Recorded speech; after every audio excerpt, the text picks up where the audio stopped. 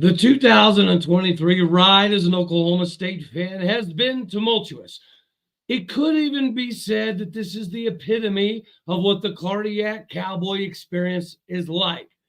The 2023 experience also showed us how much potential we should have moving forward.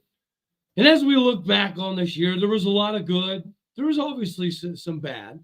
There's some things that we needed to overcome, but lost in the shuffle, we need to remember that we did win national championship number 53 at Oklahoma State University, on top of some bright spots in basketball. But of course, football drives the bus, football pays the bills. So let's talk about the year in football with an old buddy here on the show. You are Locked On Oklahoma State, your daily podcast on the Oklahoma State Cowboys, part of the Locked On Podcast Network, your team every day.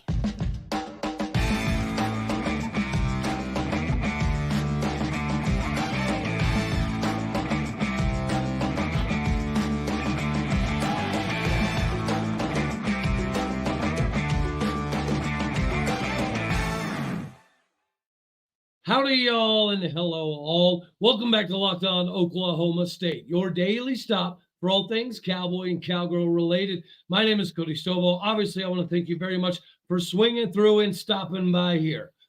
We get to take some time to breathe in what was the year of 2023. From a football perspective, there was a lot of highs, there was a lot of lows, but it ended up being realistically one of the best seasons we've ever had. Definitely one of the best seasons under Mike Gundy. Basketball, from a women's perspective, showed a lot of promise. From a men's perspective, we did very good in recruiting, and we might have an opportunity.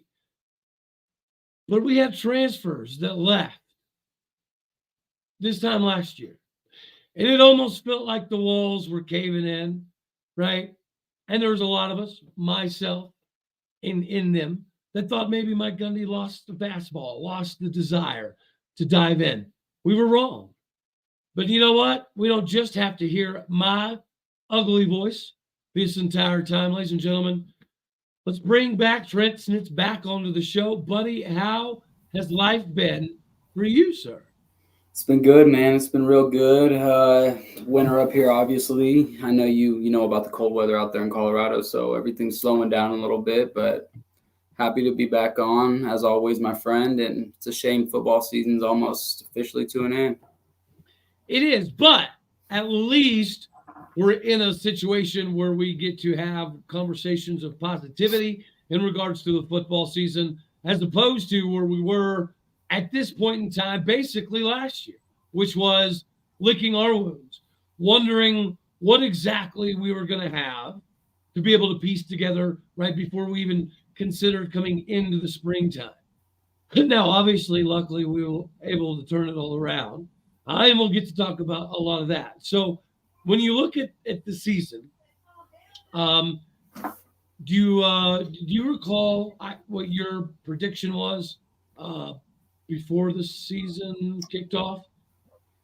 Oh, goodness. I'm trying to think back. We've had too many shows and too many conversations about this. I remember I'm not 100% sure what I thought our record would be, but I know that I was with you telling people, hey, Vegas has Oklahoma State's line at 6.5 wins. Take the over. It's easy money. So I for sure thought we were going to win 7 games heading into the season, but I'm not 100% sure. I probably would have picked us around 9, 10, 11 wins. So I would say part of the year in the review, one of the best cases, I think, for me personally, was getting to 10 wins, right? And whenever we did all this, and I remember going on Mark Rogers' show before the season started, and yelled out that we were going to win 10-3. I remember texting you, and I was like, man, 10 wins seems rough, but I got to roll with it, right? Because we had conversations of talent. We had conversations of the KISS method, right? Keep it simple, stupid. That style of offensive attack and identity was seemingly doing a lot for us in the spring, in the fall. And then due to the competition, the rotation of madness kind of kicked off. and we lost our way a little bit. I mean, obviously, we were able to dial it back in. But as you look back throughout the season, we'd had several conversations in regards to Ollie Gordon, right? That Dom Richardson just clearly was not the guy last year. And whether it would have been Jaden Nixon or Ollie Gordon, there was clearly better representatives in the backfield. So we knew what we had. We just didn't know kind of, what it would end up being. But as you look back, aside from Ollie, actually, you know what? Let's stay on Ollie. We had discussions of having over a 1,500-yard running back. Well, dude, we got that. And the irony of it all is, and nationally people don't take this into consideration, he basically didn't get to touch the ball the first 3-4 games. So that's one of the biggest glaring things, I think, when you look back at 2023 is, how did we have the greatest running back in America that only had 19 touches for the first 3.5 games? That's one of the wild things. And that's, is that not encapsulating how wild this season was in general? I was going to say, I think the season as a whole was extremely wild. And I mean, for as many outsiders who aren't Oklahoma State fans like you or I, a lot of people, are still kind of doubting Ollie at the end of the year. I know some people thought the young man from Missouri should have won the Doak Walker. I can't think of his name off the top of my head right now. I know it, but he was another great running back. But that's just for the people who don't know. Like you said, the guy had 19 carries in his first 3 games, so he was pretty much non-existent. I mean, yeah, he had a couple good runs against Arizona State, and I don't think anybody played good against South Alabama.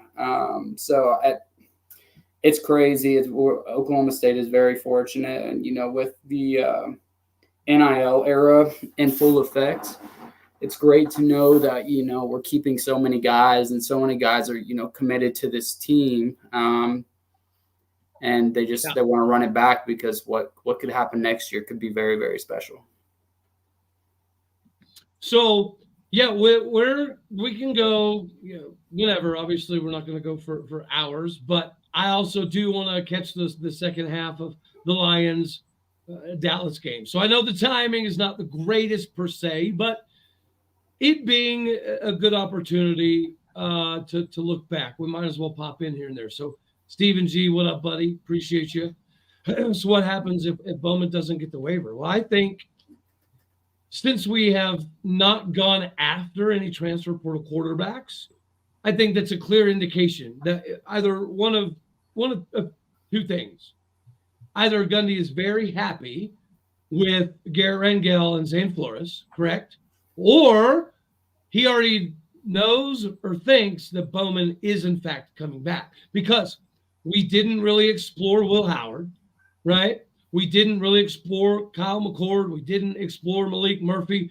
We didn't really go after anything. Now, there's still some trees to shake, obviously, when all the bowls are done. So there's still going to be some quarterback availability. But to answer Stephen's question, I think if Bowman does get the waiver, clearly Gundy likes that experience, right? That old head knowledge. But at the same time, we've heard 733,000 times from Mike Gundy that third-year quarterbacks typically figure it out in Stillwater, correct? So, I mean, there's a lot of reasons, I'm a big Garrett Rangel guy, but I think the film does speak for itself. I think Alan Bowman was a safe bet. I think that he was the comfortable pick, right? But I also think that if we have CFP aspirations next season, we've got to have somebody that's willing to push the ball a little bit more, to be a little bit more creative, because Ollie Gordon's probably good enough to throw the team on his back with this badass O-line and this really good receiver core, and we could win 8-9 games again pretty easily, right? But if we do have a quarterback that once or twice a year can throw the team and say, you know what, Mason Rudolph style, I got this. Spencer Sanders style. I got that type of thing. I think that we need that, but it's not completely contingent upon Alan Bowman's waiver. I think we're pretty happy with what we have. What do you say there, Trent? You agree, disagree? What are your thoughts on the Bowman waiver in general? Yeah, I agree with what you said, and also, Steven, there's another the transfer portal opens back up in the spring, so you're like kind of what Cody said, you're going to see more players hop in. Hopefully not Oklahoma State players, but I'm sure there's going to be plenty of other quarterbacks that hop in. And I think Oklahoma State is in kind of a unique position heading into next year because, you know, like you said, you got all these guys on the offensive side, pretty much everybody coming back, literally like everyone coming back, but we're uncertain about quarterback. Me personally, and I've said it to plenty of people, you know, I'm very appreciative of what Alan Bowman did for Oklahoma State this year. I definitely think I've said it from day one since before the season. Alan Bowman was going to be the guy this year. And, you know, like I said, I'm appreciative of him, but I would probably rather him not come back next year. But like Cody said, you know, the guy, he's older. I mean, another year could really benefit him, but I'm kind of to the point where I'm like, you know what, he's already been in college football for so long. I think the product that we saw this year is going to be the product that we get out of him next year. Yeah, year 7. I mean, I don't know what else you're going to get. Yeah, I was going to say, you know, you've already been in college football for 4 or 5 years. What you see is what you're going to get. So I don't know. You know, I like I said, I personally don't really want him back. I think Flores or Rangel. I think it'll be Flores if Bowman does go. I know Cody's big on Rangel. No knock on Rangel. But like I said, also Gundy could be keeping his options open, waiting to see what happens with Bowman, and then waiting for the spring transfer portal to open up and seeing what quarterbacks are available, if any catch his eye. But yeah, I think regardless, as long with everyone coming back next year, I think if we can just get above average quarterback play, I don't think we would really lose too many games. I really don't. If you can just be above average, then I think we're going to be set up for success. You know, if we're going to win something or do something big, next year is the year to do it. With all the returning pieces, we've gotten everyone back on the offensive side, defensive side. We're still waiting on a couple players, but honestly, I really don't think we're going to lose anybody. So I think this team is bought in. It's going to, you know, Nardo kind of had a up and down year as DC, but it's his first year in Division I football. So I think, you know, with another one full year under his belt, we'll see what he can do next year. We got some dogs coming in on the defensive side and offensive side of the ball. So it's going to be fun. We'll save a little bit of the juice and the fat on the steak here at the end for 2024. But I actually very, very glad you brought up Brian Nardo because I'd seen something on Twitter the other day from Oklahoma State fans that it was voting like what grade would you give Nardo? And most people, I think they gave him a C or a D. I think it was maybe a C.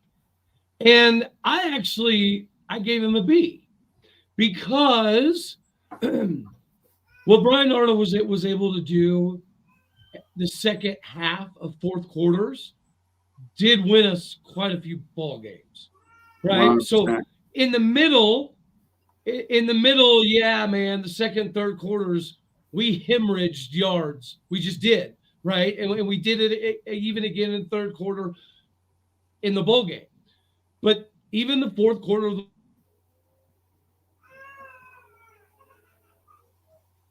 pretty reminiscent of the defense this season, right? Maybe we didn't dominate for 4 quarters. Maybe we didn't even dominate for 2.5 quarters.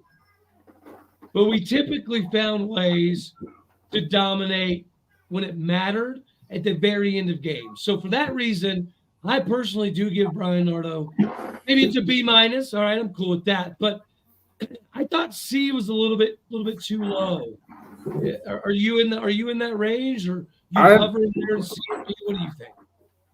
I'll give him a C+. I think there's games where the halftime adjustments were huge. And, you know, it seemed like this year Nardo had to get every game, the first half was kind of like getting a feel for what the offense was going to do with the ball, how they're going to spread the ball out. plays, yada, yada. And then he really seemed the defense, didn't play that great in the first half of games, I feel like. And then the second half, they turn it around and get it together. And then there was some games where just like UCF, like Texas, we shouldn't have lost to UCF. I mean, Texas, they were the much better team. They, that one wasn't necessarily as bad because it was kind of expected. But yeah, I mean, there was just some head scratchers for me. And like I said, I give the guy the benefit of the doubt first year. So I say a C+. Okay. I think that's fair. I do think that's fair. And there's an argument for both sides. Steven, you know what? It's hard to deny. It's hard to deny that OU is likely to win another title. But you know what? I appreciate your participation here. Well, Steve, I want to tell you. I just want to say real quick. OU has a great softball program. Congrats on Kelly. I hope you enjoy that because that's probably going to be the only national championships you're going to be winning anytime soon. That or in gymnastics. So they have gymnastics. Enjoy Kelly Maxwell, my friend. Yeah. So Steven actually jumped ahead of the punch here. That was going to be part of segment 2, which is worst and best. But again, we're just doing this live interactive type thing. So we might do a little bit of bouncing around here and there. So I don't mind it. No, not at all. Now that would definitely fall in the classification of one of the worst parts of the year. But here's the irony. Right? We very well, I think we're going to get Reggie Grimes. I think so too. Reggie Grimes definitely makes up for losing Trace Ford. Now, the Kelly Maxwell thing, that's going to sting for a long, long time. It just is, right? I think we can easily get over Lexi Keys. We already got over Kel Davis. That went beautifully. We appreciated the swap there with Ben Abrams in baseball. But Abrams was we got the better deal on that baseball trade. Yes, we did. And Trace Ford, he didn't have a bad year, but he didn't do anything that made you say, "Oh, shucks, we really needed him." Now I love Bowman. Okay, love what he did. He'll be part of Cowboy historic lore forever, just because of what this season was. As will Leon Johnson III. I think. He might be the most underrated dude of the season. 100%. I don't think people take into, and people are giving him all the praise in the world because everybody knows he deserves it. But if we just, right, we're taking the year in review. If we just take a step back and put it into context, and you're seeing it does happen. It has happened multiple times already this year. But if he decides to do what's technically best for his career in redshirt, guys, could we have all imagined what 10 months of Rob Glass development would have done for Leon? And what kind of receiver he would have been in Stillwater next year? Like Bolitnikov type stuff, right? So he knew he was giving that up for Oklahoma State. And then without his performances in Bedlam and portions of obviously Cincinnati, that massive catch, he had the catch of the year the other day at the bowl game. If Leon doesn't have some of those performances, I don't think we make it to Arlington, Bob. I agree.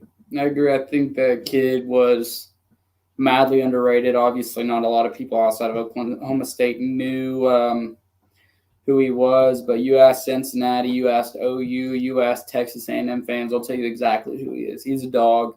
I'm still not losing hope on him coming back next year. I think, he's done. I mean, he tweeted like, thank you, Oklahoma State, yada, yada. But I'm keeping a little hope that somehow the football team can find a way to persuade the NCAA to allow him another year. So keeping my fingers crossed for that. But regardless, hell of a season for that kid. I remember back in January when he committed to Oklahoma State, a lot of people were bashing Gundy and the football team. I'm sure we all were. Why are we taking a D3 kid? But that kid is a prime example of I will never, ever, ever doubt a commit that Gundy and co brings in ever again because of Leon Johnson III. That kid was amazing. He was amazing. And now the objective obviously is to get into one of the bowls, whether it be, the Senior Bowl or the East-West Shrine Bowl. But ironically enough, the difficulty is now they do an allotment, right, where they spend the entire season before coming up with lists of players. So they make an announcement of 40 players that will be going to the Senior Bowl postseason. And then during the season, they pick like another 20. And then postseason, they pick another 40. So basically, the objective is for Leon to be part of that next group of 40. And I think he is. I think that he even did enough.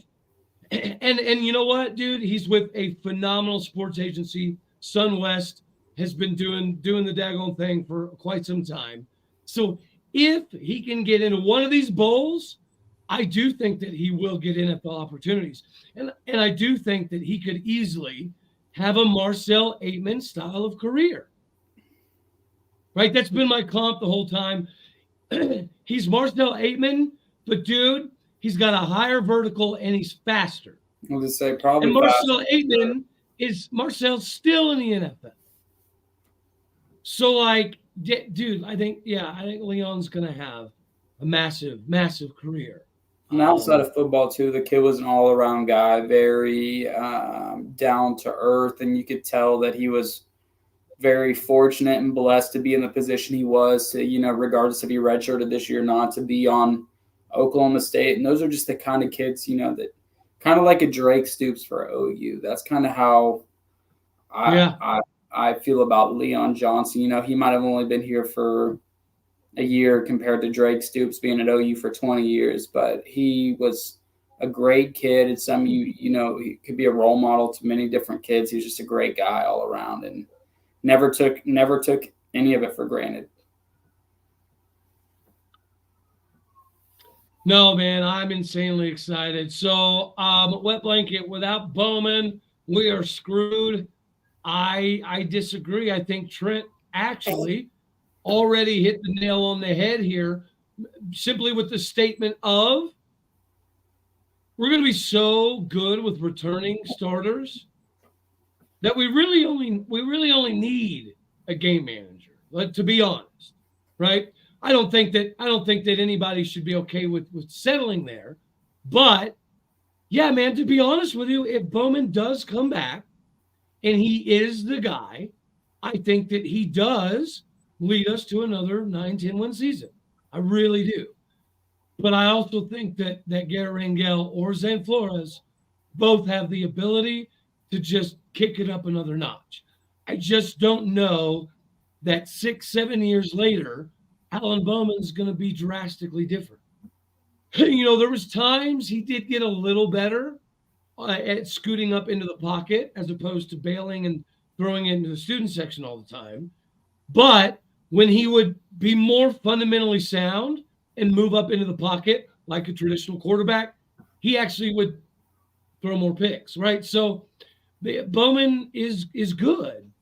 I just don't think Bowman will ever be anything above good. And we're going to be so good next year. If we get a quarterback that can just kick it up one notch, I think the discussion on making the CFP is already pretty realistic, right? Like going into this season without viewing every aspect of film, it's got to be what? Oklahoma State, Arizona, Utah, K-State, right? Help me out. Who else in this 2024 Big 12 on paper is going to come into the season, top 4, top 5? It's got to be. I think you knocked the nail on the head. I just, even with Cam Rising coming back next year, I'm not sure that, and no knock to Utah, but I don't think Utah is going to be a top 2 or 3 team in the Big 12. Obviously they had a weird year this year without Kim Rising. Understandable. Honestly, it's probably more of a blessing for him that he didn't play this year and that he can lead them into a new conference for one season. But a team that was getting beat on all facets by Northwestern with or without their starting quarterback. I don't think too many people are going to be worried about that team. And I could be wrong. Well, they're weird. I think, like you said, I think OSU, in no order, OSU, Arizona, Kansas State for sure. I think, believe it or not, I think Iowa State is going to be pretty decent. I think they'll be a top 7 team in. They've returned literally like every 20 of their 22 starters are coming back. Yeah, dude, I thought they would be a top 4, top 5, but they look pretty abysmal. Yes. Yeah, they did in their bowl game. But yeah, there's going to be one team that we don't mention that just has West Virginia. West Virginia's Oh, yeah. They got Jaden you know Gray. what, Steven? Colorado could fill this roster with a bunch of Texas A&M talent and actually do something with it. Yeah. We'll see. But yeah, I don't know, man. When you look back on the year, all right. So let's circle the wagons with some of the sports real quick, because we could talk about football for hours. But let's say, okay, from a women's basketball perspective, I would give JC Hoyt in women's basketball last year a B+ for the situation she inherited, and kind of the season that we ended up having being very competitive. And then obviously she has a lot of recruiting acumen, not quite Mike Boynton level recruiting acumen, but really close, really quickly. Would you agree with the assessment of B+ for JC Hoyt in the Cowgirl basketball for the 2023 year? Bro, I honestly would have probably given her an A if we didn't choke away that game to Miami in the second round of the women's NCAA tournament. That was our game. We lost that game. It was really unfortunate. I'm not going to sit here and lie and act like I pay attention to every single game of the women's basketball team. I don't. I try to keep up with as much of it as I can, and I'll watch the NCAA tournament. But I think, JC Hoyt was a phenomenal hire, and I like I say, just getting started. I'd say for sure a B+. And they're off to a pretty good start so far this year. So we'll see how it plays out. You know what? Ironically enough, both of the women's basketball games I went to this year was their 2 games where they were only down to 7 to 8 players. So it was – I didn't get to see Hannah Gusters. But, dude, she is the first – I didn't realize this – the first and only – 5-star certified McDonald's All-American to ever put a Cowgirl jersey on. Really? And her very first game ever, she drops 21. Her very next game, she drops 27 and 9. Is this the girl that transferred in from LSU? Yeah. Okay. Yeah. She's a Kim Mulkey product. She followed Mulkey from Baylor to LSU, and then obviously now to Oklahoma State. And instantaneously, she's on fire. Dude, we've got this freshman. I feel like an asshat for not remembering her name. Bailey something. Anyways, she got Big 12 freshman of the week this last week. But she comes in and she's dropping 16, 18, 17 right off the bat. So this, last season, B+, A-, I got you. Thus far, when we're healthy, our women's basketball team, we're sneaky good. The problem is the boys, dude. The problem is when we're not healthy, we go through these stretches where we legit only have like 8 players. If we have injuries in women's basketball, it could be a rough year. But if we stay healthy, we're going to compete at the top. So, dude, love JC Hoyt. And her husband's, phenomenal, absolutely amazing dude. Their story is phenomenal. She's a real salt of the earth, cowboy culture style of woman. And you know what? It does make it a little bit easy when you can sit courtside and stare at her eyes. Those are slightly beneficial as well. And so now we'll circle to men's basketball. Last season, dude, I got to go C-, maybe even a D+, because we did lose. Dude, watching Keelan and Caleb do what they're doing at UNLV, and they're actually coming to Air Force. So me and my boy, we're gonna go meet up with the Boons and Nice. see them tear up Air Force. So I'm Yeah. excited for them, but it does kind of suck watching them dominate when we're still trying to figure out, right, what Isaiah Miranda is going to be. Brandon Garrison is the same. Mike Marsh is a mismatch defensively, but offensively, he's a little bit of a liability. Sometimes Bryce Thompson seems to find his stroke. I almost feel bad, and I almost hate saying this, but I almost feel bad for Javon Small, man. He's good.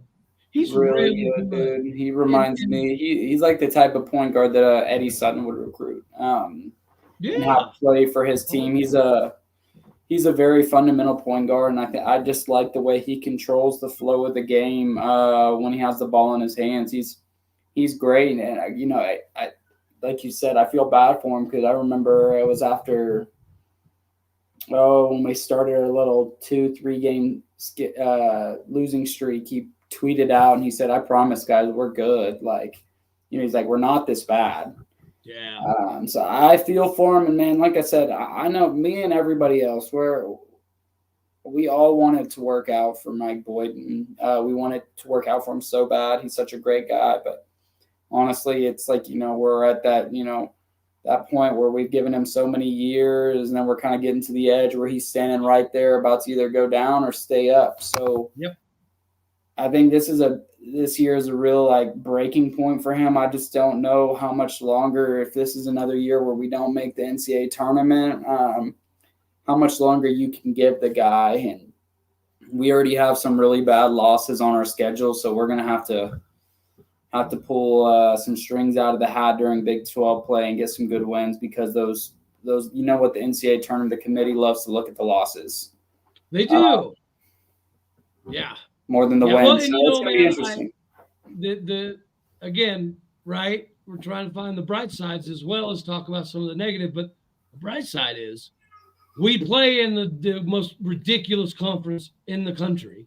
So if somehow you get on a stretch in the Big 12 where you win 6, 7, 8 of 10, you're in the tournament. Point blank, period, no questions asked. It doesn't matter what place you finish in the conference. Right? If you've got a 500 record or better in conference play, you're probably in the tournament. Right? So it's not pretty, but the reason that I haven't quite sold the ship down the river just yet is we haven't been getting beat. You know what I mean? Like we've been losing by 1 and 3 and 5 and 3. And then we won a couple, and we're starting to kind of put it together a little bit right now. So we're going to have some opportunities. Downside is it's the Big 12, right? You don't have any get-right games, especially in basketball. In football too, but definitely in basketball, you just don't. And so, yeah, man, we're not going to have a lot of room for error, but because of how good the conference is, it is going to give us a lot of capabilities to maximize what a postseason could look like, which would save Boynton's job. I'm interested because I think you answered a lot of that. I'm of the ilk that if we don't make the tournament and win a game, Boynton's done. Got to go. Because we're running on this Travis Ford era all over again. He's better than Travis Ford at recruiting, but he's equal to Ford at X's and O's this far. Yeah, I agree. I think for a normal team, you go over 500 or you're sitting around 500, you should be able to sneak into the tournament. But with how bad our losses are that we have, I think we're going to need to be above 500 in Big 12 play in order to get in. And that's asking a lot because there's a lot of really good teams in the Big 12 this year, just like any other year. So I believe in the team. We have a phenomenal roster on paper. We do. We really do. But it's more, it's more so doing the things that we should be doing, knocking down free throws. Biggest thing. We hitting some can't do it. three-pointers, you know. It's okay. Hey, dude, at least we're hitting threes now, Yeah. right? Baby steps. But that's the thing. Year 7, we can't be taking any more daggone baby steps. And that's the thing, man. I think that's why I'm so disappointed that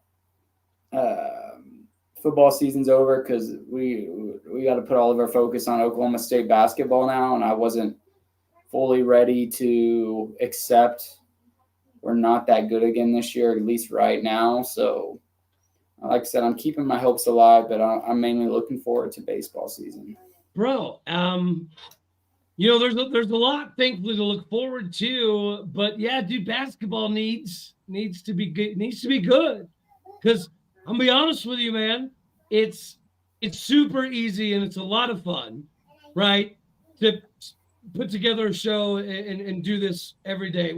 But when you suck and you're losing 6, 7, 8 games in a row, like we was last year, it's just like, dude, you gotta dig for football. So, but actually, you know what? I have a plan this year. Okay, you know, last year I would have some players on during the season. Not a good move, right? It's just the timing. It just doesn't make sense.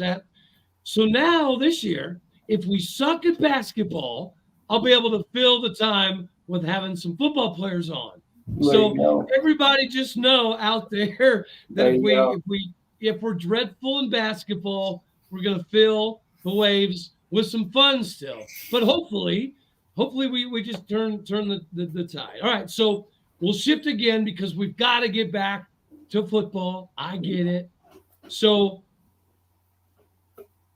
what are your thoughts on the official national title number 53 coming to back home? Because people don't say, I think we have 11 national titles in golf. Somebody in the chat, correct me if I'm wrong. I know we have 11 national titles in golf, yeah?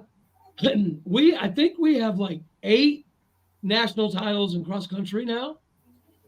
And then we have 34, obviously, in wrestling. And then we have 1 in football.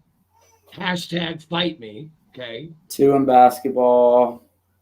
Yeah. 1 in baseball. I was going to say I should know the baseball, but cross country was definitely deserved, man. After they got screwed last year by Northern Arizona or whoever it was, I can't remember how they determined that, but I remember OSU royally getting screwed. But I mean, like I said, we're used to that. So congrats to the cross country team. Hopefully, you know, we're not done yet this year. We can bring home at least another national championship in a sport before the summertime comes around. But you know, it's exciting time to be an OSU fan. I think there's a lot of good going on. You know, when we were all, you know, kind of starting the football year, you know, watching how the team performed, we weren't really sure what was going to happen with this year. And I just didn't think that there was that bright light at the end of the tunnel for this year. I was like, man, if basketball is not good, then it's going to be a rough year if football keeps going the way it was going. But football got it turned around, so we did it. You know what? Here, Steven. Yeah, Houston's scary, but look at next year. Arizona, like, it's not going to get any better, any easier. Because Arizona's quietly kind of getting their Oklahoma State on. You know what I mean?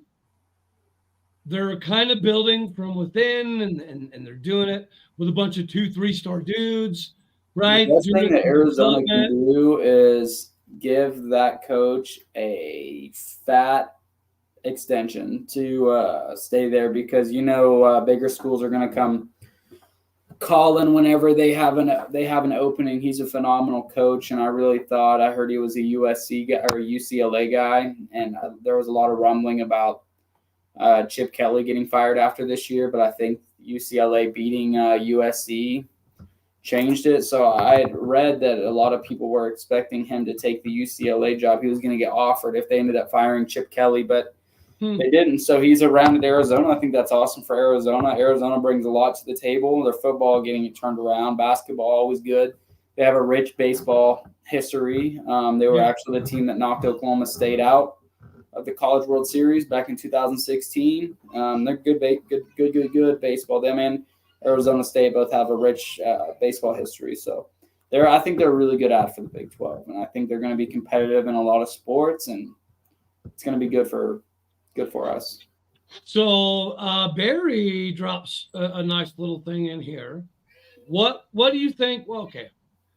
Yeah, what do you think would have to happen this year for Mike Boynton to get the axe?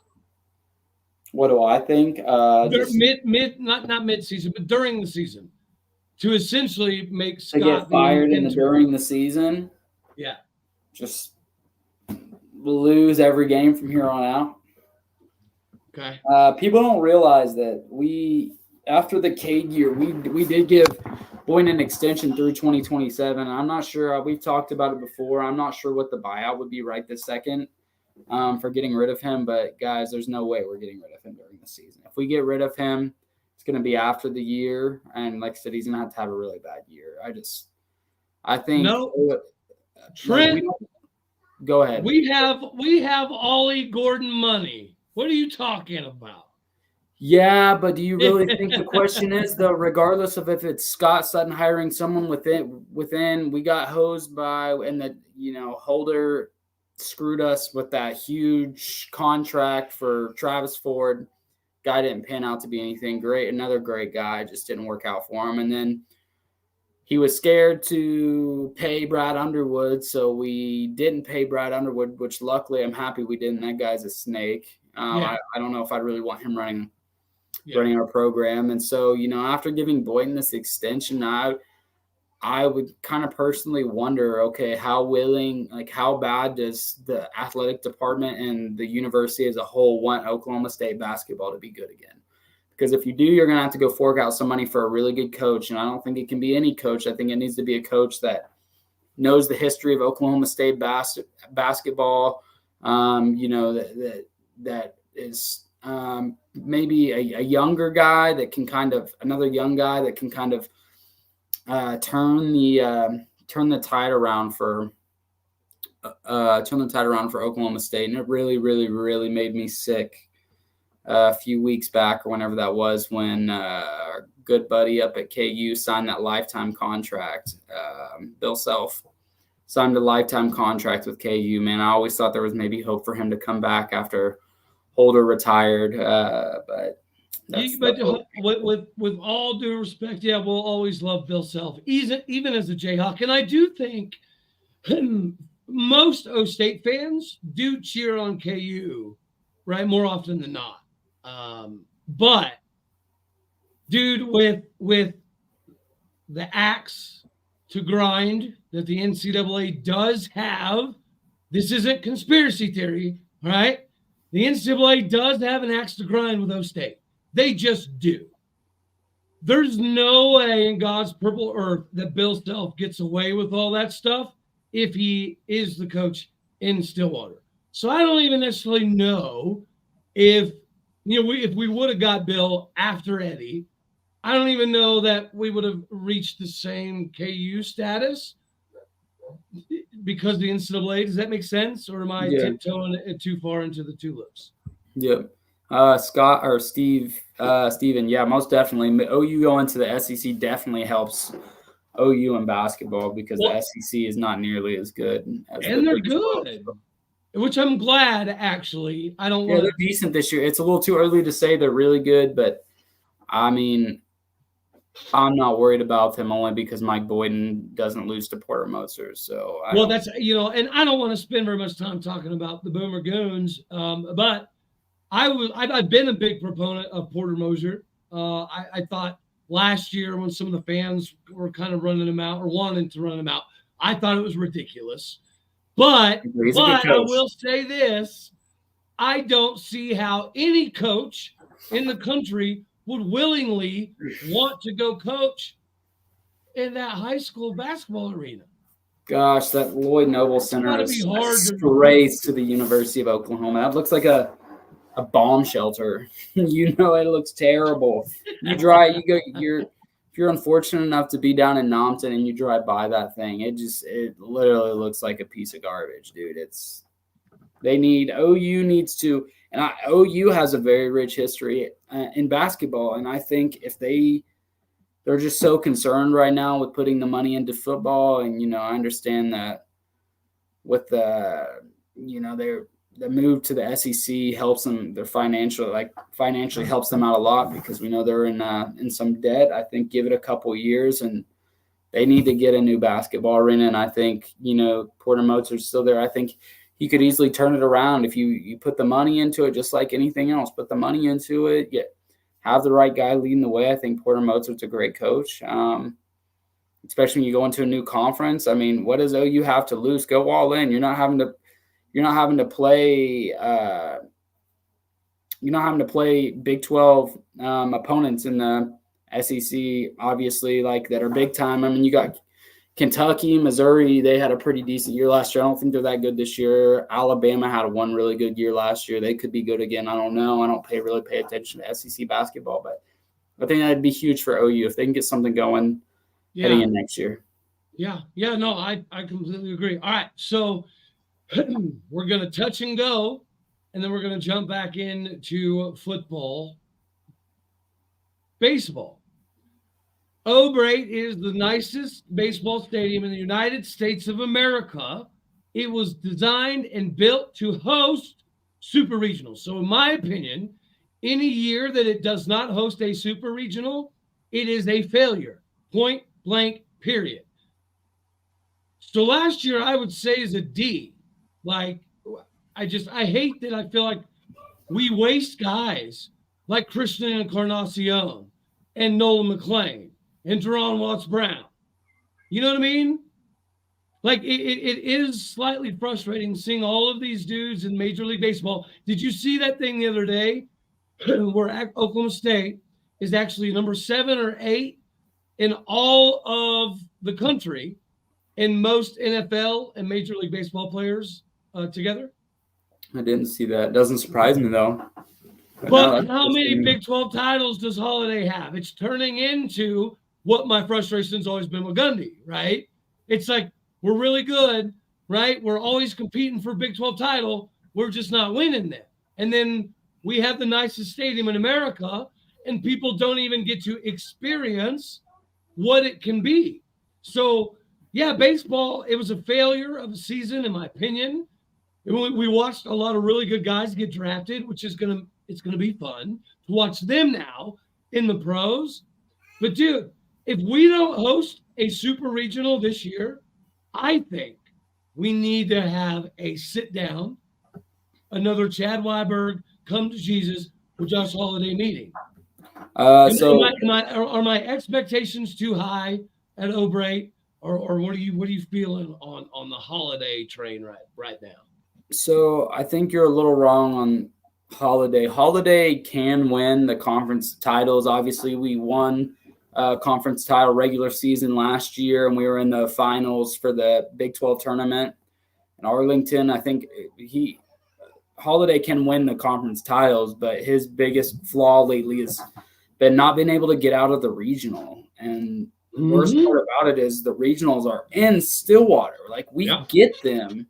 And we pack them out. Not to give them. And see, that's the whole point of building that new stadium was if we're ever on the edge of hosting or not hosting, we're going to host because of our stadium. The NCAA tournament every year wants Oklahoma State to be a host site for the NCAA tournament because the stadium is just absolutely incredible. But let's not even get to the super region. Let's just win the regional. Let's go 2-0 and be in the championship of the regional and not have to worry about being in the elimination round. It's so frustrating. And I don't even think this last season was pathetic. The regional, we just got obliterated by ORU and who was the other? Dallas Baptist. It was which are really good baseball teams. Dallas Baptist is always in the top 25. Yeah, they're great. And ORU obviously made a CWS run. Actually, so that's this wasn't a purposeful segue, but it is a good segue. The way that ended, right? It hurts your heart, but then you kind of wanted to root for them to win in Omaha. Oh yeah, I rooted for ORU for sure. Is it the same for Texas? Because technically they're a Big 12 squad, just like Brett Yormark said the other day. They are making the Big 12 money right now. Yeah. So, but if they go win the whole daggone thing, doesn't it technically make us look a little better? But at the same time, it also kind of stings a little bit because they left with a national title on the way out the door. What are your thoughts on that? Because I'm perplexed, man. I'm rooting for Washington, but my money's kind of on Texas. So two things. I want to say on ORU, I don't know if you knew this, but did you realize that their head baseball coach was an OSU baseball alum? I'm not sure if you knew that or not, but I thought that was pretty neat for them. I'm not going to lie to you. You know how much I study and shit. I actually did not know that. Yeah, he's a former OSU baseball player back in the day. So I thought that was really cool for him, and for ORU, it's huge for ORU. They've always had a really good baseball program, year in and year out. Usually they're pretty consistent. For Texas, I mean, yeah, it's regardless if they're leaving or not, they're in the Big 12 this year. It's great for the Big 12 to get a team in, no matter if it was OU, Texas, whoever. It could be UCF for all I care. Everyone in the Big 12 is getting paid. I know I understand, Stephen. We know you're never at OU, especially does not want Texas to do anything in the college football playoffs. But yeah, money for the Big 12 title game. Now, Stephen, I know you're not one of them Sooners. I'll give you props. But, dude, you got to admit, a very weird amount of OU fans flipped script and were rooting for Texas real quick. Like, I never thought I'd see that day. Bro. I never thought I'd see that day. Now, obviously, there were some grounded OU fans that were cheering for O State, but I was surprised, man, with how many OU fans were like, screw Oklahoma State, we're rooting for Texas. I was like, what? What kind of upside down, bizarro ass backwards world are we living in now? Yeah, I agree. I think Texas, they're deserving this year of being in the being in the playoff, heading into the conference championship. Heading into the conference championship game, I was like, I did not think as a whole for the longest time our football team was really that good. This year we overachieved for sure. I agree. Heading into that conference championship game, I was like, you know what? I talked in some Texas spaces. I have made some friends in some Texas Twitter spaces, and we had good conversation leading in to the conference championship game. But I was more so like, you know what, Gundy doesn't lose to Texas, so I'm not really worried about this game. If we win, great. But if we lose, I'm not going to be too upset about it because we definitely overachieved this year. Like, I'm just happy to be there. And Texas came out and whooped our ass. And my thing was, I thought it was either going to be a really ugly fourth quarter dogfight, which I would always favor Gundy over Sarkisian in that realm. Or if they played like they did against Tech, it was going to be a little bit of a boat race. And unfortunately, that's what happened. Yeah, but also too, don't discredit Texas for playing a good game. We had some key guys around. Nixon, our running back room was thin. Corey Black got hurt right at the beginning of the game. Our cornerback situation wasn't looking good. There was a lot of factors that went into it, but yeah, no, Texas, they definitely all around this year. I was really shocked. I was like, wow, okay, Texas, they proved it. They're the real deal this year. I'm not saying I'm going to root for them in the playoffs. I don't really care who wins the playoffs. I personally think Michigan is the best team on paper, top to bottom. I think they're going to win it. I don't think they'll have any issues against Alabama, but you never know. Anything could happen. So I think all the teams, though, that are in it are deserving of being in it. I think they're all very good football teams. Yeah. So I think both of the matchups between 1 and 4 and 2 and 3, they're both going to be really good games. Could go either way. I dig it. All right. So I'll say real quick, and then we'll jump into the 2024 schedule and kind of the outlook there for football. To me, the worst part of the year was Kelly Maxwell leaving. To me, that was the worst part of the entire season of 2023, all the way around. But the best part was this is the most miraculous turnaround I have ever seen, heard. I did, dude. What Mike Gundy and Oklahoma State were able to do. I don't think people realize. And I'm not an expert. I'm not a savant, right? I played a little bit of very small college football, but at the same time, I do know kind of how locker rooms operate, right? And I know the conversations that are traditionally had and how it all goes down. And to be able to be in that position where it looked so bleak, right? As a player, you're like, what the hell are we doing? Right? This doesn't make sense. This isn't what we thought. This isn't what blah blah blah blah blah. Why are we not calling these plays? Why are we not running Ollie more? You know what I mean? And usually when you have that breakdown where you have some players that are like, okay, this is not going to get better, you usually don't reel it in. Mike Gundy reeled it in. Yeah. And I've never seen it. I've never heard about it happening this way. So, yeah, it's one of those things. I was gladly wrong that Mike Gundy did, in fact, still have his fastball. He just had to be pushed a little to use it. So, to me, worst part, losing Kelly the way we did to who we did. The best part was Gundy's turnaround, just because it's insane, man. It's insane. Yeah. What are some big things for you that stood out this year? I'm not, another thing, like I cheer for the softball team. I try to watch as many games as I can. I'm not really too upset about Kelly Maxwell leaving. She gave us 4 good years. If she wants to go piggyback and natty, that's fine. It's her choice. She's a grown woman. She can do what she wants. So I don't really care about that. But I do want to say, I don't know if we've ever or are ever again going to see as good of a coaching job as from a coach as we witnessed this year from Mike Gundy. It was absolutely phenomenal. And I mean phenomenal how he turned this team around and just, we talked about back then, the locker room could be issues. People could be, this doesn't feel like a team. People could have been like me. But Gundy kept them all focused and, said it. He said in interviews plenty, hey, you just got to buy in and just trust your coaches. We're going to get this figured out. It's just as much on us as it is the players, and we're going to figure it out. And by God, they figured it out. And dude, yeah, it was a phenomenal. It was very, very cool to see Gundy this year, from the first 3 games to, after Iowa State, the guy just seemed invested again and seemed like he was having fun on the sidelines, interacting with the players. I thought it was so cool, how during that Cincinnati game, he went up and talked to Ollie and was like, hey, man, I played with the best. Like, you need to chill out. They would never act like that.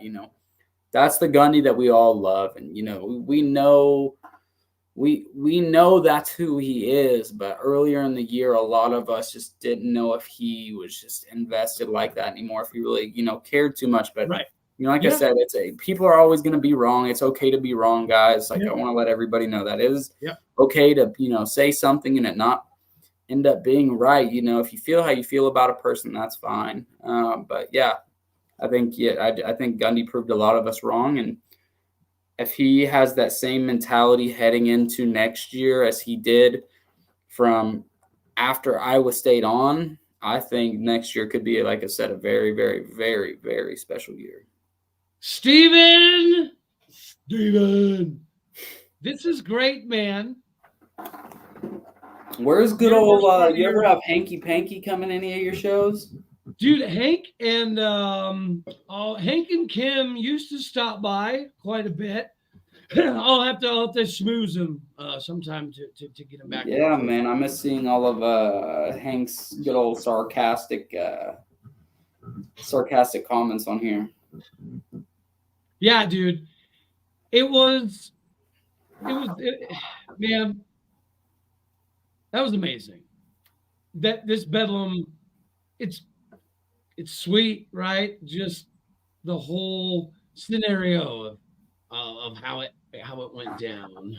Hey, I have That's someone fair. had texted me a question for you. I guess they weren't sure if they could put it on there. I don't know, but someone had texted me and said, after the Texas Act Bowl, did you hear Mike Gundy's post-game comment?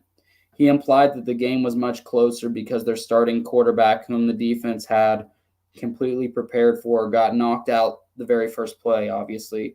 They had no preparation for this redshirt freshman that subbed in for A&M, who was more run option oriented.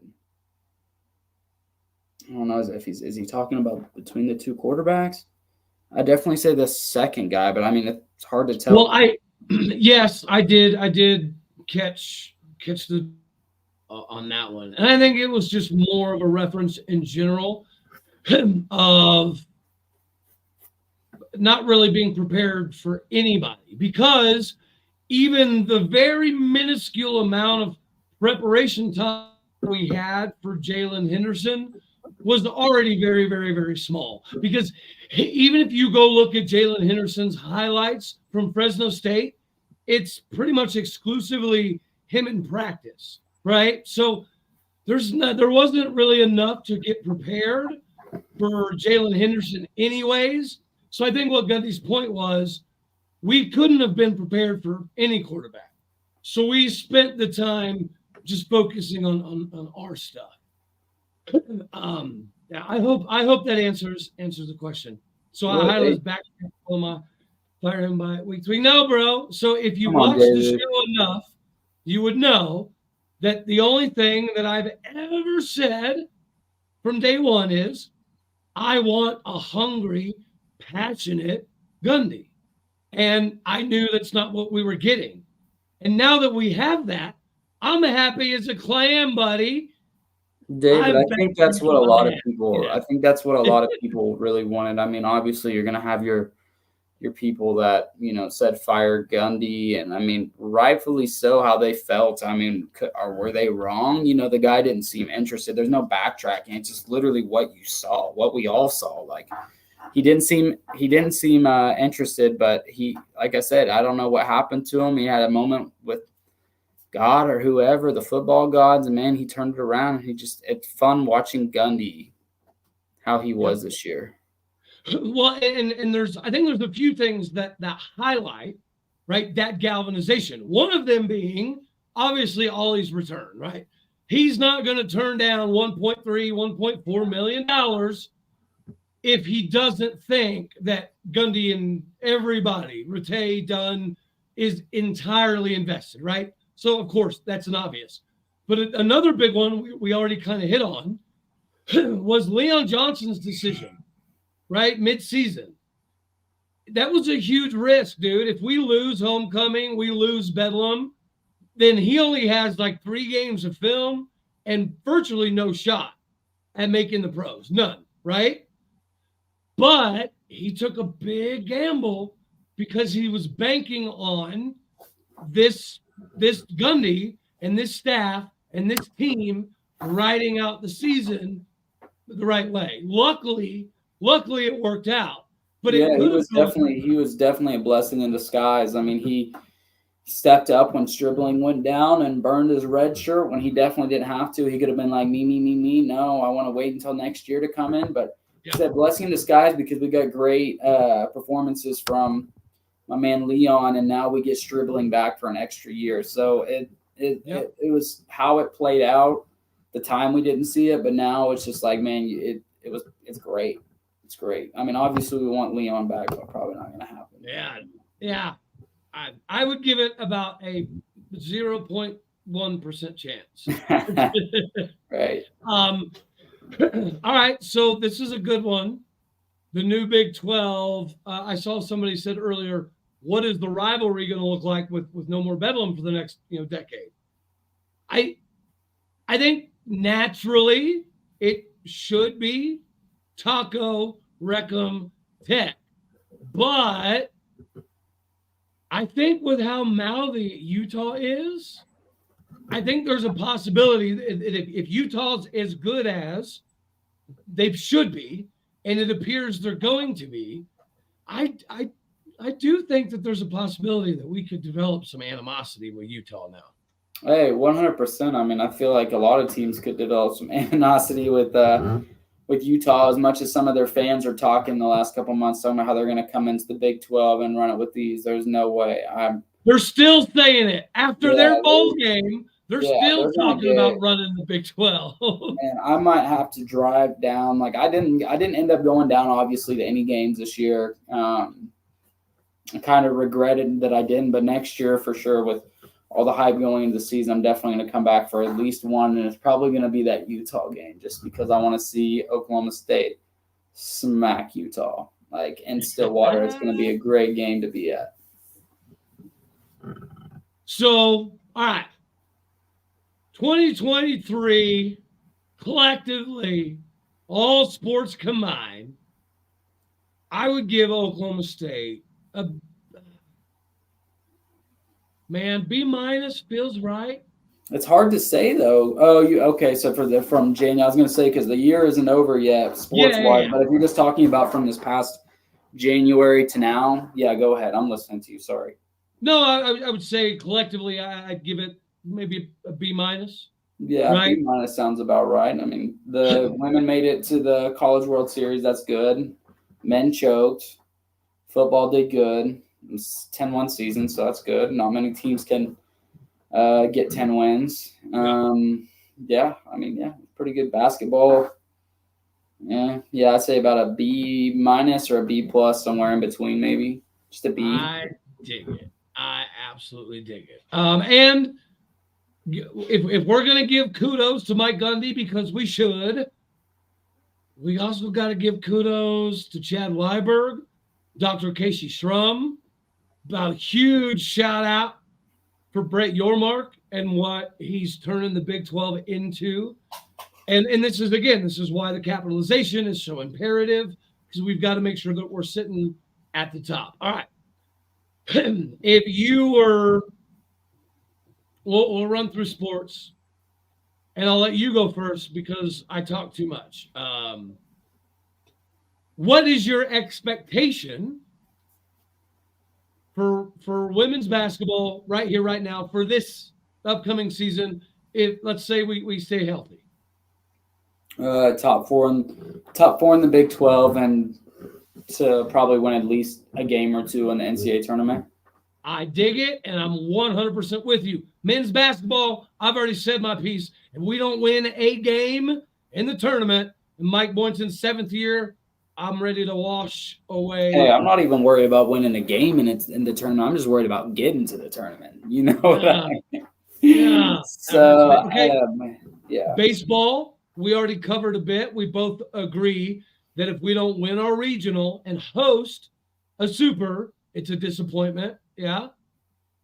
I haven't looked at too many of the other baseball teams in the conference yet this year, because I just, as it's getting closer, I'll start to dive into other teams' rosters. But I for sure think Oklahoma State should be a top 2 or 3 team easily again this year in the Big 12, and should for sure host. We have some great pitchers. We got some of our best players coming back. Yeah, so it should be a good year.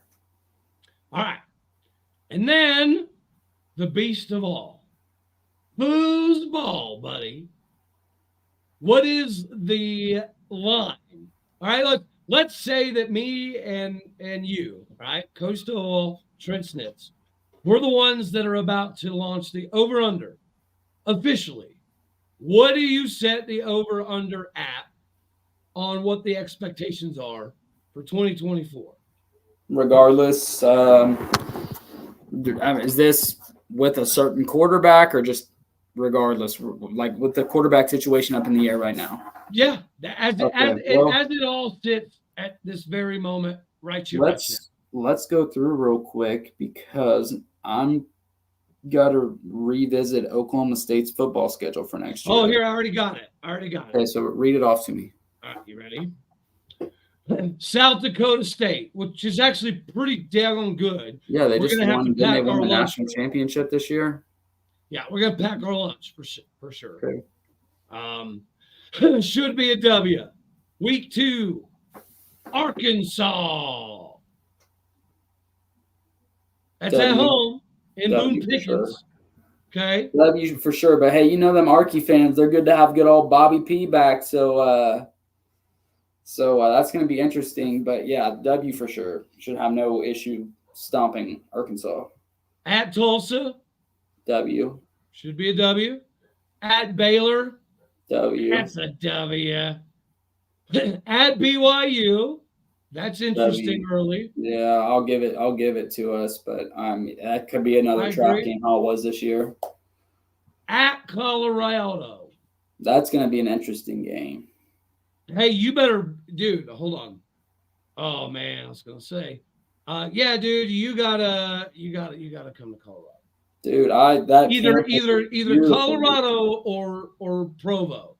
Yeah. One of those two we got to hit the road on, buddy. Yeah.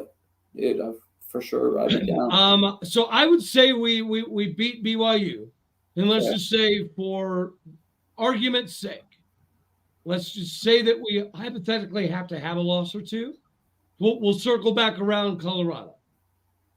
At K-State. That's probably the biggest scare for me is at K-State. Okay, We'll so just say a loss for now. We'll say a loss. All right. Arizona State. W. They're going to be better, but they're not ready yet. Utah at home. W. Taco Recum Tech at home in the house of Boone built. W. West Virginia at home. Dang, we got a stretch. Yeah, West Virginia is going to be good next year. That'll be a fun game, but they have trouble winning in Boone Pickens Stadium. Obviously, we kind of gave them the game last year with Casey Dunn wanting to throw the ball every single play when it was pouring down rain. So they got lucky and slipped out of there with the W. But they're going to be good, but that'll be a W for us. So, and you guys fire away in the chat too. I would feel pretty comfortable if to set the over at 9.5. I agree with you. And I'd still take the over. Yep, I agree. Look, man, if we get like everybody back, as long as Colin Oliver comes back, which I'm about certain he is, Kendall Daniels going to come back. I agree with you. Whoever you said it to earlier on Twitter or whatnot, I think Corey Black might be the only one I'm concerned about. Maybe him wanting to go join his brother Kobe, who just committed to Texas, unfortunately. But then again, I don't know if Corey would start at Texas. I don't know how their depth is looking next year. So Corey, I think it'd be smart for Corey to come back because he's a phenomenal player. And with all the players we're returning and the hype going into next year, you got 1 year of college football left. You're not guaranteed that you're going to go into the SEC and be in the playoffs next year. I'm fairly certain that I would probably we can have this discussion again in the summer, but I'm about fairly certain that I'll put money before next season on Oklahoma State for sure making the college football playoffs. I've tweeted it out already. Like, I think it's going to happen. Like, unless something drastic happens and we lose some really good players, which it's not. I don't even think we're going to be a top 12. I think we'll be easily a top 10 team, and we should get in with ease. But it's just going to be interesting to see how it plays out with the selection of the teams outside of like the conference champions, like who all gets in. So obviously you want to win your conference. You want to be the crown the champion because that's a lock to get in, but you don't have to win your conference to get in, to slide in. If you're a good team and with how the bowl commit or the playoff committee says we put in the best teams, just go out and ball out, man. You can have a loss. That's what's nice about it. You can maybe have a loss, maybe even two, and still find a way to get into the college football playoffs. Sorry, I kind of went on a rant right there, but I for sure really do believe in this team next year. I'm probably more sure about this than a lot of things that I've been about in my life. Like, I'm very confident we can stay healthy and get depth and, maybe pick up a few more pieces in the transfer portal. Who's the only team that's going to be able to stop us from getting there is us. I agree. So I agree. Yeah, I think the expectation, absolutely, win Big 12 title. Okay, we've had enough practice getting to the daggone thing. It's time to win it. yes. Because if you do, like you said, you're in the CFP. And if you're healthy around that time, anything can happen. And you can get your teeth kicked in like we just watched, right, with Florida State. Or unfortunately, we watched last year with TCU. But you can also have the ball bounce the right way here and there and do some crazy stuff. Well, and it's getting to the playoffs. That's just something you can use for recruiting. Be like, hey, we got to the college football playoffs, when you're recruiting young high school guys or trying to get transfers and be like, hey, we've been there, we've done that. You come in, let's go do it again. You know what I mean? So we know exactly how it feels. Gundy has had many of teams that have been on that verge of, top 12 in the country by the end of the year. So he should not have any issues getting us into those playoffs. No. And dude, I firmly believe that, especially again, with the Arizonas, with the Utahs in addition, and obviously the marketability of prime time in Colorado. And plus, dude, the ACC, how about this for full circle? Do you remember when one of our very, very first Sherman Schnitzel Sunday shows that we did, we talked about Miami eventually being in the Big 12? I said I think Miami is going to end up in the Big 12, and Jason didn't. Jason, I can't remember. I don't believe he thought that they were going to be in. I thought he thought we're going to go grab like a Georgia Tech, a Louisville, a Pitt. And can't remember who his other team was, Virginia Tech or something. But I'm a firm believer that Miami's going to end up in the Big 12. Yep. Yeah. So when all that happens, it's just gonna get even better. I'm crazy excited. Yeah, the expectation should be win a Big 12 title. Expectation should be end up in the CFP. Yep. And then the only team, real quick, I think the only teams that OSU should really be concerned about next season is Kansas State and Arizona. And luckily, we don't play Arizona in the regular season, so we could see that because they returned their quarterback, their top receiver, who apparently everybody's wanting. So that would be a cool matchup to see them in the conference championship. Well, right now, when it comes to returning starters, the most it'll be Oklahoma State, KU, and Arizona. ISU too. Like I said, ISU returns 20 of 22 starters, so they're going to be up there too. But they should be, but they should be a good team. But yeah, you don't know. But I think Matt Campbell is famous for winning 7-8 games. I was going to say they could only end up winning 7. I'm not saying they're going to go in and run the conference and win the conference by any means. They're still going to be young even with the returning starters, but I think they could definitely ruin other people's seasons for sure. Luckily we don't play them next year. So yeah, Big 12 title, CFP, and bro, I cannot wait to watch a real NIL era backed Heisman campaign. I don't even necessarily care. I don't even care if he wins it, but I want to see Ollie Gordon sitting in New York. Yeah, for sure, 100%. That's going to be some heavy baggage to carry on his shoulders leading into next year. Everyone's going to know who Ollie Gordon is next year, and he's already said it. He wants to win a Heisman for Oklahoma State, so he's going to have a big burden on his shoulders. So it's really going to, and I believe the guy can get to New York. Let's hope that he can hope for the best and hope that he can win the damn thing. Be pretty neat. It would be great, and I cannot wait to see, just again, from a marketing standpoint, our last opportunity to do a real Heisman campaign was Chuba, but then COVID happened and a bunch of other stupid stuff happened, and it never materialized. Before that, it was the Rudolph to Washington campaign. Shout out my boy Mason Rudolph right now, tearing it up, baby, tearing it up. Yes, sir. I cannot wait for tomorrow, bro. I really cannot. I really cannot wait. Well, and I don't get super invested in NFL games. I only watch the OSU players. That's it. I remember you saying that. And it's like I'm ready to go watch the Lions game because I love the ways that Detroit has found creativity and uses for Malcolm Rodriguez. Like, we never used him as a tight end, but maybe we should have been. Right. You know what I mean? Yeah, for sure. But yeah, dude, I love watching what Mason is doing and what Jalen has going on. So yeah, this has been a whole lot of fun. Gundy's turnaround, Ollie Gordon coming back, allotment 89% of the team coming back.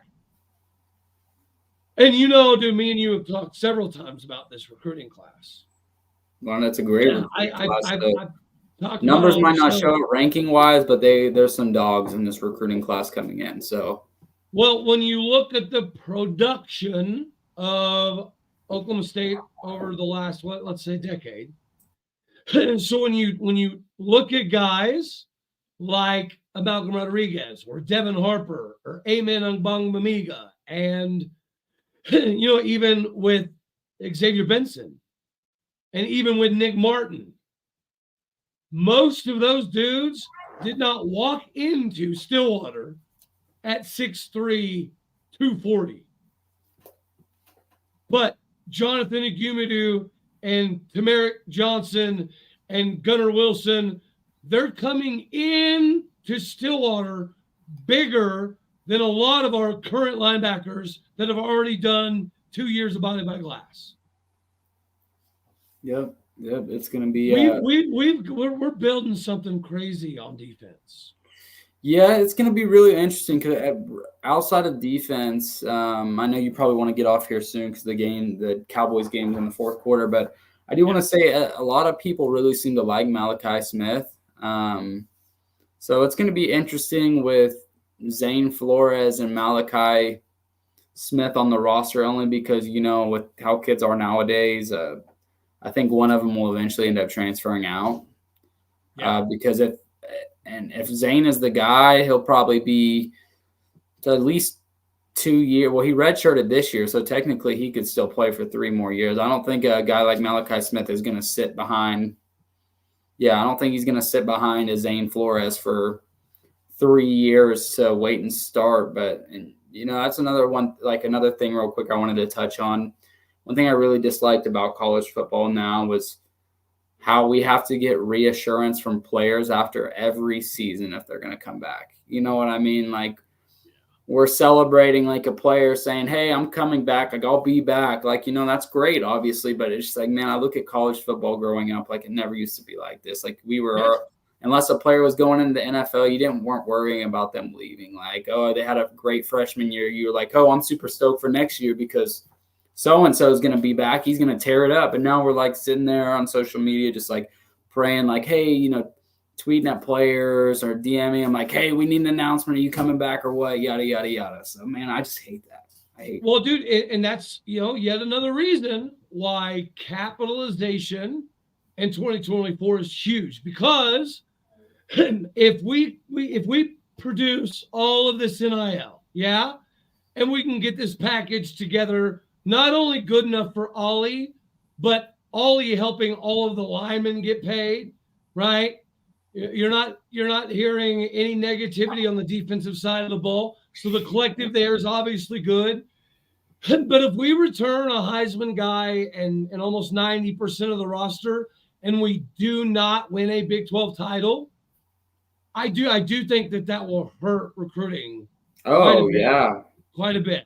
Next year is going to be like one of those, just kind of like how it is for Boynton this year. I mean, it It's definitely relieving for Mike Gundy hearing like all these players are coming back. And right now, he's probably relaxed about it, not thinking about it too much. Obviously, Yeah. Give the guy credit. He deserves some time off after the Oh, yeah. hell of a coaching job he did this year. But when it gets into the summer and August, late July, August comes around, it's going to be a little nerve-wracking thinking like, okay, I'm returning all these guys. Like the fans are super hyped about this season. Like this might be a make or break year. Like we need to win the conference. Yep.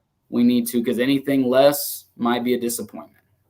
Yeah, dude. So, yeah, no, I think if we don't win, I think we're going to be stuck in that perpetual 40 to 60 recruiting realm forever. But if we do win, I on top of bringing back almost 90% of the roster, I think from a national perspective, people will be like, you know what?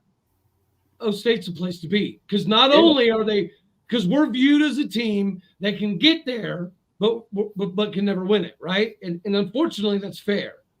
If we can knock that damn door down and recruits can see how many dudes love O State so much they want to come back year in and year out, I think that does wonders. And then that shifts us in that range that we should always be in.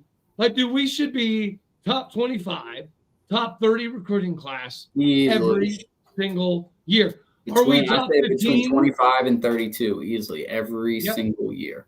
Yep. And that's another thing real quick. I think with the changing and the landscape of college football with, any conference outside, I think, the Big 12 is in a great position right now.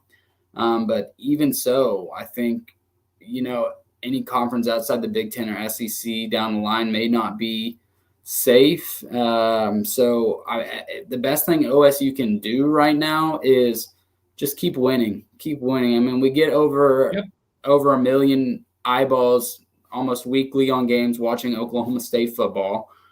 So the best thing you can do to set yourself up for the future, because we are the future, no one knows what's going to happen.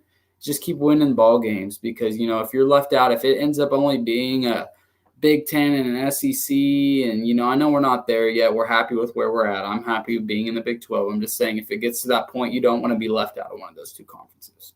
So no, you're right. And hey, just so everybody knows, like Steven's comment, his last one, it made me chuckle. Yes, you're welcome for Danny Okoye. All right. I would be putting all the comments up, but for some reason my mouse is frozen, so I can't do anything but talk. So that's why I'm not putting y'all's comments up. I'm not forgetting about you. But anywho, dude, I think that pretty much encapsulates everything we needed to cover. And we had a decent amount of participation here in the chat as well. Trent, I thank you very much for your time, dude. Always, my boy. It does feel fitting, right, that we got to start. I'm a year into the job now, bro. Right? I mean, a year in, and I'm very, very blessed that I was able to end the year with you on the show, because you were one of the first guests ever.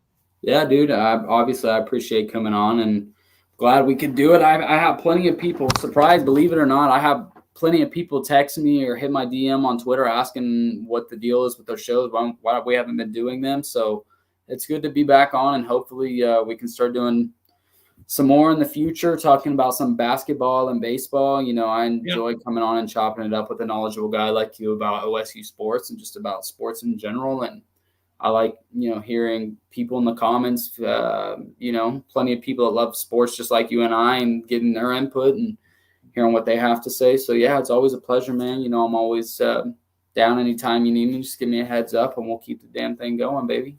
Well, Trent, we're constantly growing and trying to do more.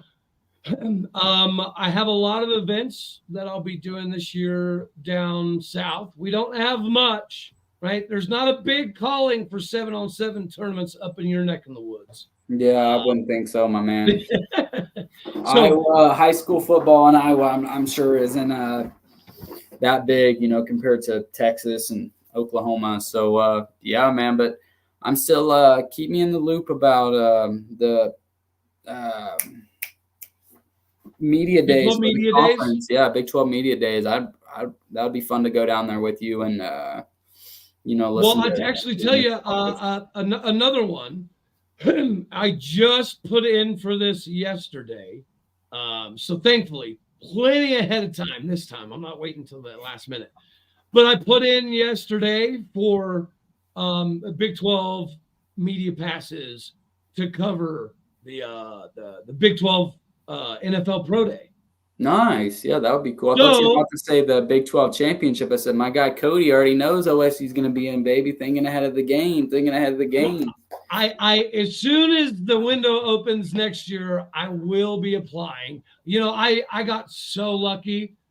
I got so lucky that the Big 12 title worked out for me the way that it did. But yeah, it's only gonna get better. Hey, Steven, thank you very much, man. I greatly appreciate it. Yeah, man, it's been a phenomenal year. Me and you've talked several times, and a lot of this stuff that I get to do, I could have, I dreamed of. You know what I mean? I absolutely dreamed these scenarios. Super blessed to be in the position, and I'm blessed that it continues to grow and get bigger, and we're having more opportunities. So yeah, man, we'll definitely do a lot more of this. I appreciate your time once again. Yes, I would blow your screen up. So what? I can't blow your screen up because the mouse ain't working. Good. You're good. I just want to say thanks everybody for coming on. Obviously, giving us a listen. I know it's kind of a last minute thing tonight. We said maybe like an hour and a half, 2 hours before we did the show that we're going to do one tonight. But as always, I hope everyone has a wonderful evening and a happy New Year's. And roll damn pokes as always, baby. Roll damn pokes.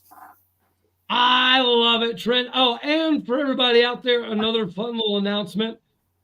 I've been focusing the last 6 months or so on the show as opposed to doing Twitter Spaces and stuff, but sometime next week, it'll either be probably Tuesday or Wednesday. If you've ever seen the hashtag DLHS, we're going to be doing a Twitter Space next week to make some announcements and have some fun with it. Trent, obviously, you'll need to be in there as well, buddy. So I'm going to get back into doing weekly spaces, it appears. So yeah, we'll be kind of kicking that off a little bit later on this week, next week as well. Gang. Well, all right, guys. Well, other than that, everybody, thank you very much for tuning in. You know how to find me. Make sure you go see our buddy Trent. Cheer on the Cowboys because basketball could be good. Baseball should be good. And 2024, is this not the most anticipatory year of Oklahoma State of all, at least our lifetimes? Like, I don't remember a year where we returned like 89% of the roster and we legitimately, not hopefully, we legitimately know we're good enough to win the conference before the season, before spring even starts. We've never been in this position, man. Very true. So we got a lot to look forward to, guys. Hopefully, obviously, it's we have some good overall records for the sports in between now and next fall. So let's just take it day by day and enjoy it. And we're going to have plenty to talk about in the future before next fall comes around. So like I said, go Pokes, roll damn Pokes, baby, roll damn Pokes. Yes, sir. And you know what? You're fair there as well, Steven. Thunder up. Thunder up, baby. Let's go. That's all we're going to have for this one right here, guys. We appreciate your time. Appreciate you tuning in. You know I love you. As always, God bless. Go Pokes. Thunder up. Hopefully somebody can save our man, Cade Cunningham from Detroit. All right. Go Steelers. And God bless everybody.